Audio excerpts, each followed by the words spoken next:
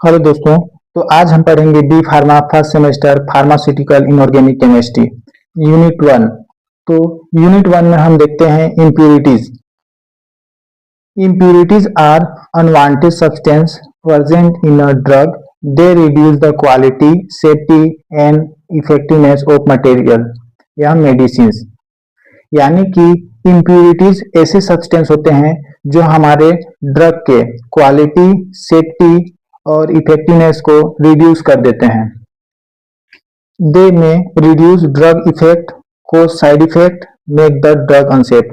यानी कि जो इम्प्यूरिटीज होते हैं वो हमारे ड्रग के इफेक्ट को कम कर देते हैं, इसके साइड इफेक्ट को बढ़ा देते हैं और हमारा जो ड्रग होता है वो उसको हार्मफुल बना देते हैं, जो हमारे लिए अनसेफ होता है। Small amount of impurities can be harmful, so it may be controlled। यानी कि थोड़ा अमाउंट भी जो हमारे impurities होते हैं उनके कम से कम अमाउंट भी अगर हमारे ड्रग सब्सटेंस में होते हैं तो वो हमारे बॉडी के लिए हार्मफुल होते हैं। सो इसे कंट्रोल करना जरूरी है। अब हम देखते हैं सोर्स ऑफ इम्प्यूरिटीज के बारे में।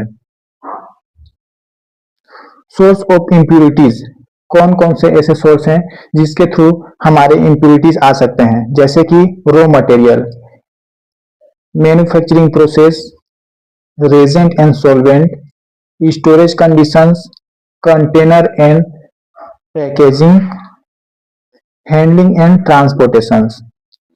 सो first is a raw material. If the raw material are not pure, impurities will be enter in the final product। यानी कि हमारा जो रॉ मटेरियल होता है या हम जो रॉ मटेरियल यूज करते हैं उसमें किसी भी प्रकार का फॉरेन मटेरियल या अनवांटेड मटेरियल सब्सटेंस हो जो कि हमारे ड्रग प्रोडक्ट को खराब कर सकते हैं। सो ऐसे में जो हमारा फाइनल प्रोडक्ट बनेगा उसमें इम्प्यूरिटीज होगा। नेक्स्ट इज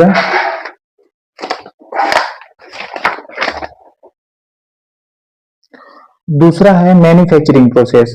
यानी कि हम जब किसी ड्रग को मैन्युफैक्चर करते हैं उसके दौरान किसी भी प्रकार का फॉरेन मटेरियल या अनवांटेड सब्सटेंस इंटर करते हैं तो उसके थ्रू हमारे जो फाइनल प्रोडक्ट होते हैं उसमें इम्प्यूरिटीज आ सकती है। जो हम रेजेंट या सॉल्वेंट यूज करते हैं तो उसके थ्रू इम्प्यूरिटीज आ सकती है। Next is storage conditions.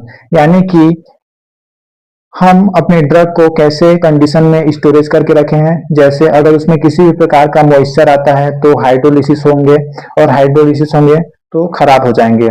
अगर वो एयर के कांटेक्ट में आएंगे तो ऑक्सीडेशन रिएक्शन हो जाएगा जिससे हमारा ड्रग प्रोडक्ट खराब हो जाएगा। या लाइट के कांटेक्ट में आएंगे तो फोटोकेमिकल रिएक्शंस भी हो सकता है जिससे हमारा ड्रग सब्सटेंस खराब हो सकता है। Next is a container and packaging. यानी कि मैन्युफैक्चरिंग के दौरान हम जो ग्लास, प्लास्टिक या मेटल का जो कंटेनर यूज करते हैं यदि वो हमारे ड्रग के साथ रिएक्ट करेंगे तो इससे जो हमारा फाइनल प्रोडक्ट होगा उसमें इम्प्यूरिटीज आ सकती है। Next is a handling and transportation. यानी कि जब हम ड्रग को एक जगह से दूसरी जगह भेजते हैं उसके दौरान किसी भी प्रकार का डस्ट, माइक्रोब्स